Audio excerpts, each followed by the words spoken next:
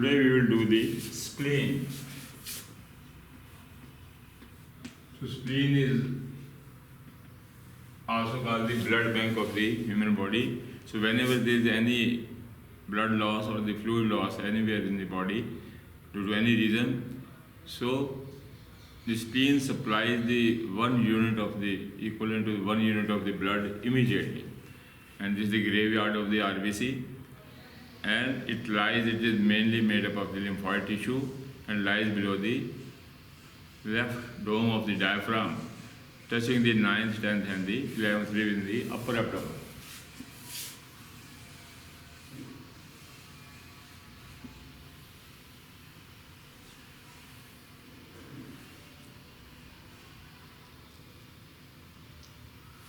So here it lies under the left dome of the diaphragm, and it is directed downward toward the umbilicus. So whenever it grows toward the umbilicus region.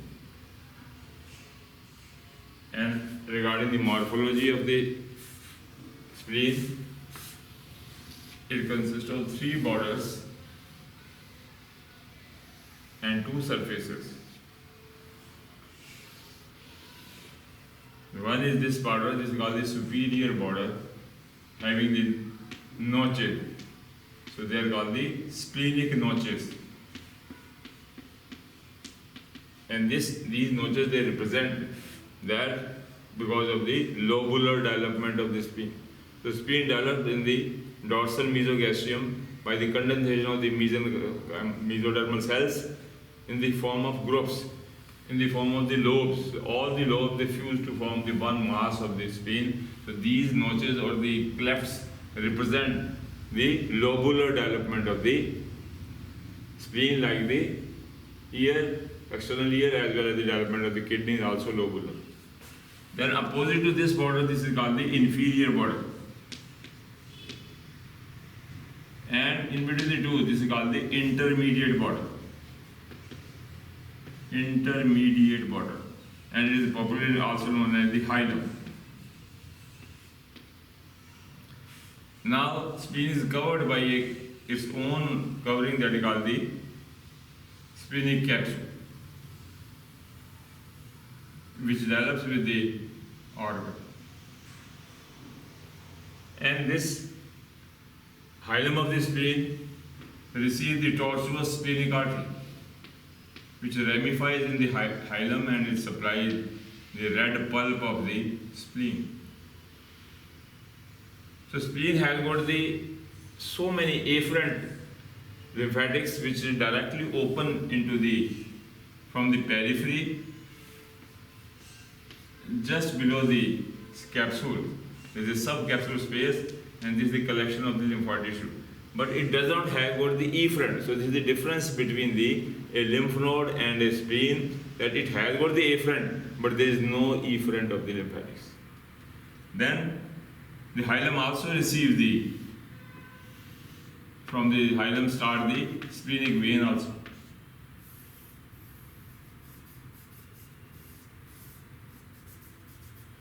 Now another thing important about the spleen is that its visceral surface. So it has got 2 surfaces, visceral surface and the costal surface. Costal, or also called the diaphragmatic surface.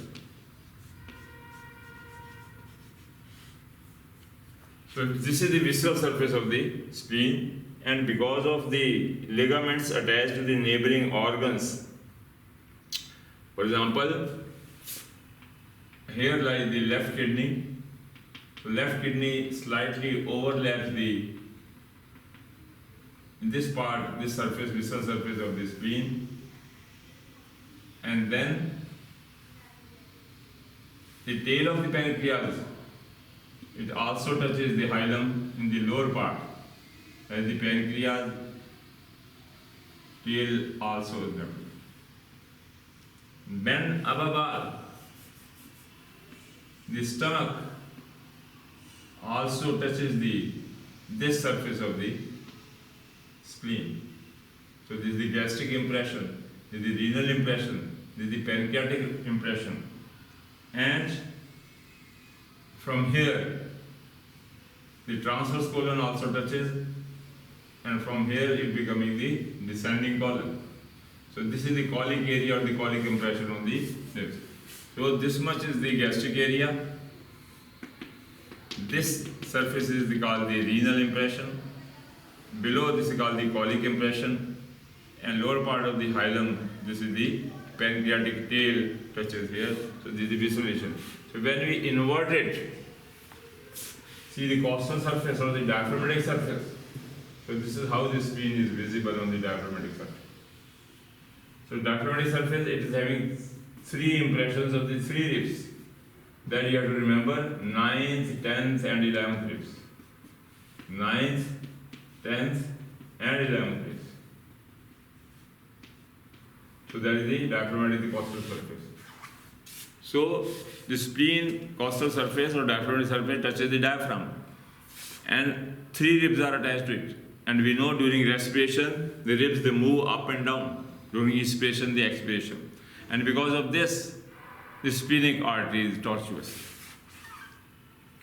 As you know, splenic artery is the branch of the celiac trunk, and when it arises from the celiac trunk, the splenic artery runs on the superior surface of the pancreas, retroperitoneal, because the pancreas as well as the spleen is also, and this splenic artery is also tortuous. So this artery is tortuous because of the spleen moves with the diaphragm, and when it moves upward during the expiration, the artery becomes straight, and during inspiration, the spleen descends downward as the ribs move and diaphragm moves downward, and the artery again becomes the spring-like or the tortuous. So tortuosity of the splenic artery gives the extra length and prevent from its rupture.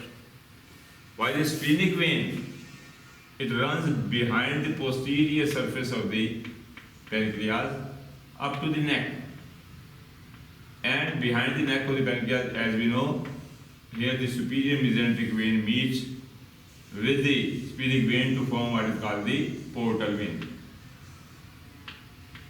And this splenic vein, while passing behind the pancreas, it also receives the inferior mesenteric vein.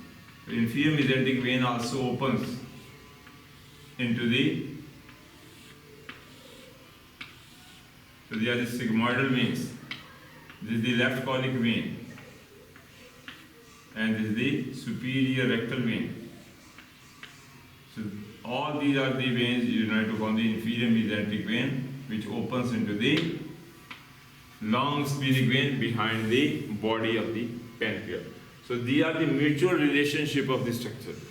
Then the spleen is having the ligaments attached to it. First is the gastrosplenic ligament. Second is the lino-renal ligament. Lino-renal ligament. And third is the phrenico-colic ligament. So gastrosplenic ligament, as we know, the two layers, number one and number two layers of the laceromentum, they run, number one layer passes in front of the stomach, and number two layer passes behind the posterior wall of the stomach. Both these folds of the laceromentum, they run towards the spleen, and they form the gastrosplenic ligament. The number two layer, the deep layer of this gastrosplenic ligament, it goes retroperitoneally from the hilum, while the number one layer of the gastrosplenic ligament, after touching the gastric surface of the spleen, it goes up and it is continuous with the diaphragmatic peritoneum below the left dome of the diaphragm. While the number two layer, after touching the hilum, it runs retroperitoneally, and it covers the left kidney, which has got the impression on this surface of the spleen.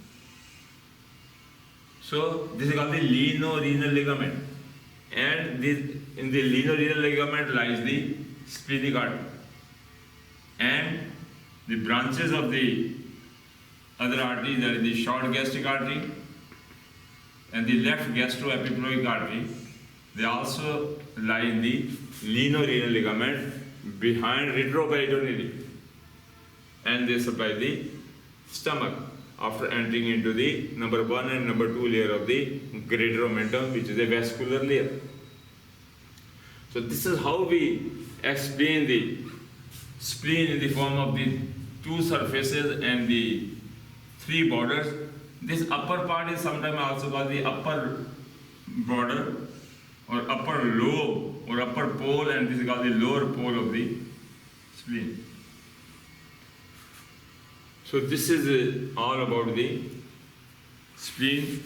Now come the applied aspect of the spleen. The enlargement of the spleen is called the splenomegaly,